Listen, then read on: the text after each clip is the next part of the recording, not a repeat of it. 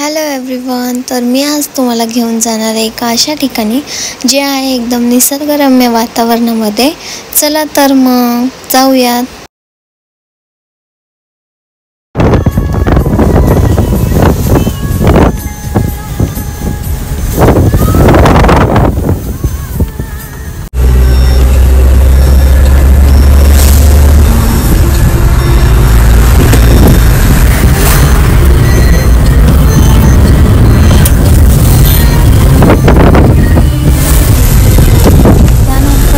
जाता लागला होता आम्हाला एक डॅम आणि पाऊस येत होता. वातावरण पण खूप छान होतं आणि इथे हे बघू शकता तुम्ही की हे डॅमचं पाणी बघा कसं दुधासारखं वाहत आहे असं वाटत होतं.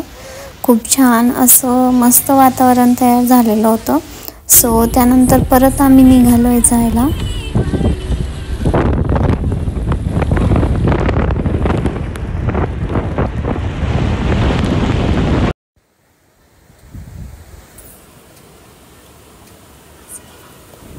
हे बघून तुम्हाला कळालंच असेल की आम्ही निघालो आहे भीमाशंकरला आणि जाता जाता भूक लागली होती म्हणून गाडी पार्क करून आम्ही इथे जेवायला बसलो आणि एकदम अशा छान निसर्गरम्य वातावरणामध्ये जेवणाचा आस्वाद घेतला.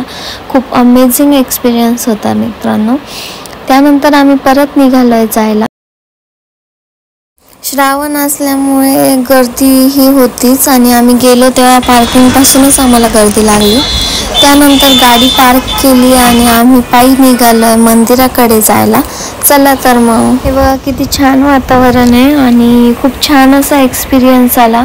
निसर्गाचा अगदी जवळून अनुभव घेतला.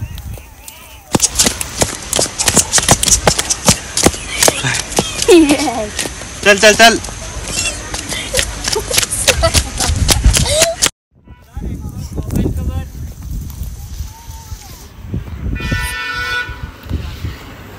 खूप छान असं वातावरण तयार झालेलं होतं. सगळीकडे मस्त असं धुकं आलेलं होते आणि त्यातून आम्ही जात होतो तर एक वेगळाच अनुभव आला.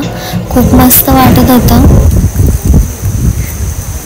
त्यानंतर आम्ही पोहोचलो मंदिरामध्ये आणि आता दर्शन घ्यायचं आहे आणि इथं बघू शकता तुम्ही की हे बघा श्रावण असल्यामुळे गर्दी पण फार होती आणि त्यामुळे आम्ही लाईनमध्ये लागून आता दर्शन घ्यायला थांबलेलो आहे. फायनली आमचं दर्शन झालं आणि त्यानंतर आम्ही बाहेर आलो आणि ह्या मंदिरामध्ये एक वेगळीच ऊर्जा आहे फ्रेंड्स. खूप छान वाटतं, पॉझिटिव्ह वाटतं खूप. नंतर मग आम्ही निघालो घरी जायला आणि जाता जाता हे बघा मी तुम्हाला एक सांगते की अशा ठिकाणी जाताना जरा सेफली ड्राईव्ह करत जा, कारण की नकळतपणे असं घडू शकतं अंदाज न आल्यामुळे. सो फायनली त्यानंतर आम्ही निघालो आहे घरी. ब्लॉग आवडला असेल तर लाईक करा, शेअर करा आणि चॅनलला सबस्क्राईब करा. थँक्यू.